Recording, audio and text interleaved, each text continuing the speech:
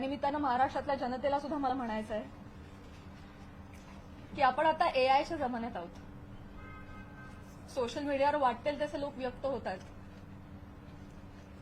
Morph करणं, video, photo, call recordings, fake generate करणं, fake chats करणं हे अतिशय सोपं आहे. डावे हाताचा मळ आहे. आता हे फार अवघड नाही राहिलेलं आहे. तर महाराष्ट्रातल्या जनतेनं सुद्धा सतसत विवेक बुद्धी जागरूक ठेवावी आणि आपण सोशल मीडियावर कसे व्यक्त होतो याची सभ्यता पाळावी. आपल्या आई बहिणीच्या बाबतीत जर अशी गोष्ट घडली असती तर आपण असं लिहिलं असतं का, असं त्यांनीही विचार करावा. सारासार विचार करून व्यक्त व्हावं. सगळ्यांनीच ही जी बाब आहे ती अतिशय गांभीर्यानं घ्यावी हवी. इथे मी फक्त माझ्या न्यायासाठी नाही बोलत आहे. इथे मी आज सगळ्या सिने क्षेत्रात, कला क्षेत्रात काम करणाऱ्या सगळ्या महिलांच्या वतीनं बोलतीये.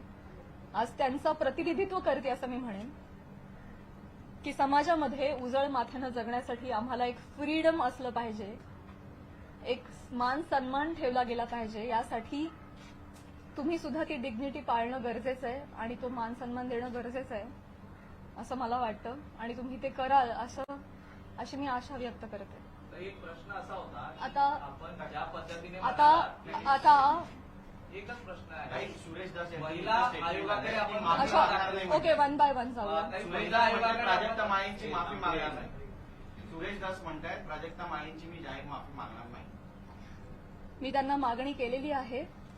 त्यांनी ज्या कुत्सितपणे भाषा पिकवण्यासाठी हा मुद्दा उचललाय ज्याला काही बेस नाही, तर मी मागणी केलेली आहे आणि मला खात्री आहे की माननीय मुख्यमंत्री साहेब, माननीय उपमुख्यमंत्री साहेब, महिला आयोग याच्यावर कठोर कारवाई करतील आणि योग्य ती गोष्ट घडवून आणतील. महिला आयोगाकडे आपण तक्रार दाखल केलेली आहे. आपण कायदेशीर पाऊल म्हणजे पोलीस स्टेशनमध्ये जाऊन धस यांच्या विरोधात काही तक्रार दाखल करणार आहात का? ज्या पद्धतीने आता ते म्हणतायत की आम्ही माफी मागणार नाही म्हणून, तर आपण कायदेशीर पाऊल नेमकं काय उचलणार आहात? महिला आयोगाकडे तक्रार दिलेली आहे. आज किंवा उद्या मुख्यमंत्री साहेबांची भेट मला मिळणार आहे. त्यांना समक्ष जाऊन मी पत्र देणार आहे. उपमुख्यमंत्री साहेबांना जाऊन भेटणार आहे. त्यांना देखील समक्ष जाऊन पत्र देणार आहे, निवेदन करणार आहे. आणि जर गोष्ट काही घडली नाही आणि ही देखील महिला म्हणून हलक्यात घेतली तर डेफिनेटली माझ्या वकिलांमार्फत मी योग्य ती कारवाई करेन आणि माझ्या एकटीच्या न्यायासाठी नाही, मी समस्त कला क्षेत्रात काम करणाऱ्या महिलांच्या वतीनं पाऊल उचलेन.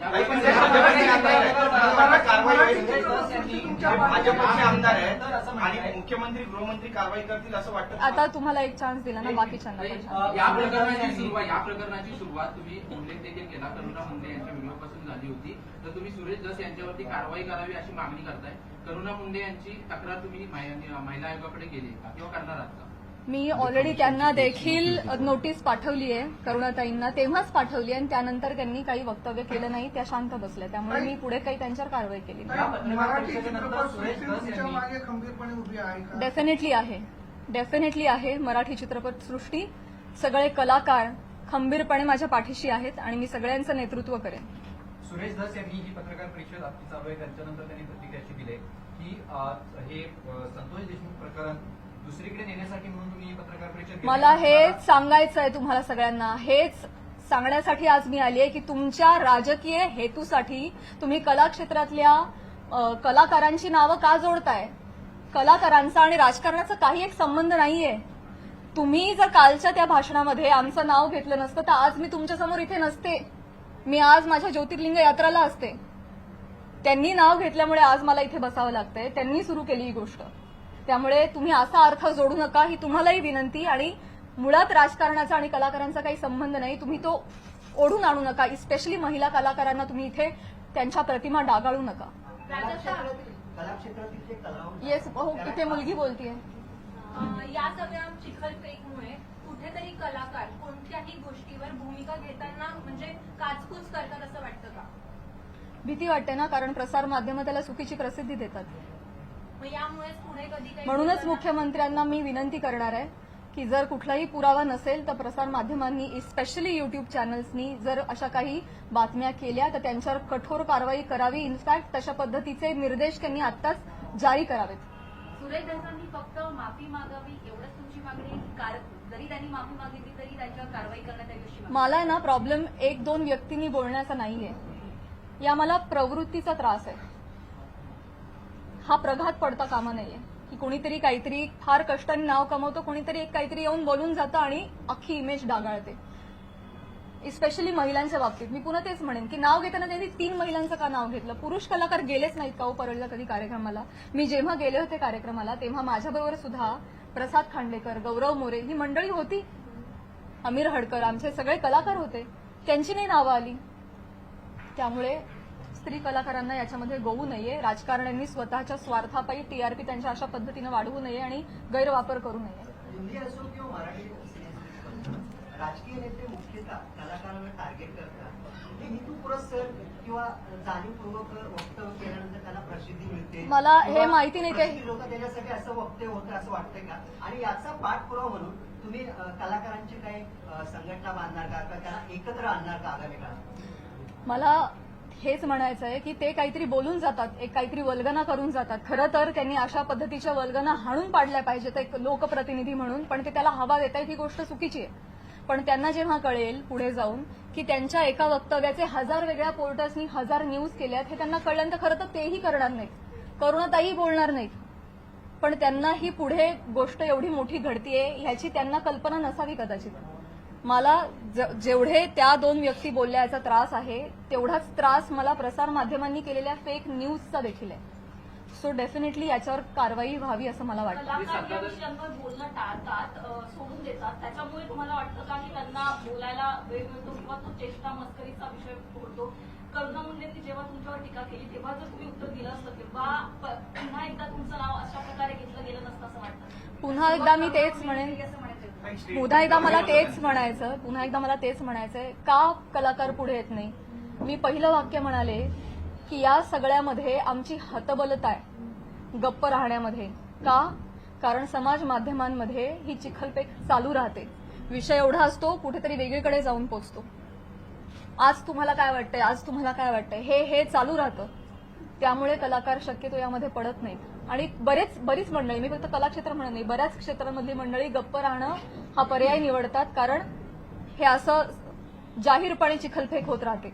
म्हणूनच या संदर्भात जर काहीतरी रूल्स अँड रेग्युलेशन्स आले, कठोर नियम आले की जर या गोष्टीमध्ये तथ्य सापडलं नाही, जर कुठला पुरावा सापडला नाही तर त्यांच्यावर कायदेशीर कारवाई होईल त्या न्यूज पोर्टलवर किंवा युट्यूब चॅनलवर, असा जर आपल्याकडे नियम आला ना तेव्हा जाऊन हे बंद होणार आहे. तर असा नियम काढावा हीच विनंती आहे माझी मुख्यमंत्री साहेबांना. पण तुम्हाला जाणीवपूर्वक टार्गेट केलं जाते. नाही असं काही नाही. त्यांनी माफी नाही मागितली तर पुढची भूमिका काय असेल? मला हा नियम आणायचा आहे. मला या निमित्तानं प्रसारमाध्यमांमध्ये जे काही न्यूज होतात त्याला पुराव्यांची जोड नसेल तर तुम्ही ते करू नका, केलं नाही पाहिजे. ते खोटं आढळल्यास कायदेशीर कारवाई होईल अशा पद्धतीचा नियम आला पाहिजे. हे माझं खरं उद्दिष्ट झालंय. आता असंही म्हणाल की मुंबईत जाऊन मी बोलणार आहे प्राजक्ता माळेंसोबत. स्वागत आहे.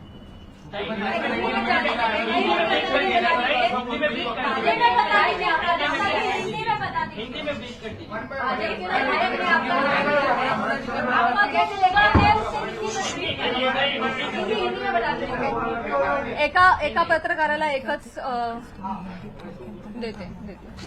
एका पत्रकाराला 4 वेळा संधी नाही मिळू शकत. आपका नाम लिया है जिस पर आप आज मराठी होतं जरा ताई. थोड़ा एक्सप्लेन होते ना, क्या बताएंगे इस पर? सगळ्यात शेवटी हिंदी बोलू, मराठी अजून 1-2 प्रश्न आहेत. त्यांनी आता जसं देखील म्हटलंय की तुम्ही एक प्रश्न विचारला ना? मी नाही विचारला. नक्की विचारला नाही. नाही खाली त्यांनी असं देखील म्हटलंय की मी असं कोणतेही ऑब्जेक्शन घेण्यासारखं वक्तव्य बोललेलो नाही आणि माझ्यासाठी प्राजक्ता माळी हा विषय संपलेला आहे असं देखील वक्तव्य केलेलं आहे. काय सांगा? मी ते बघितलं नाही, परंतु अच्छा त्या पण आल्या का, येतात का परळीला? अहो परळीला नाही, सबंध महाराष्ट्रात फिरतो आम्ही, देशाबाहेरही कार्यक्रमाला जातो.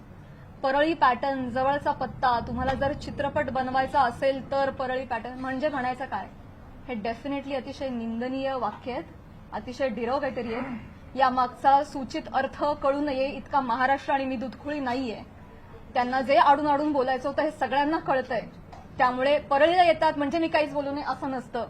नुसतं ताई म्हणून काही होत नाही. त्याच्या अवतीभवती तुम्ही जे हातवारे करता, तुमचे जे हावभाव असतात, एका महिलेचं चारित्र्य एवढ्या रिॲक्शननी सुद्धा डागाळू शकतं. समाज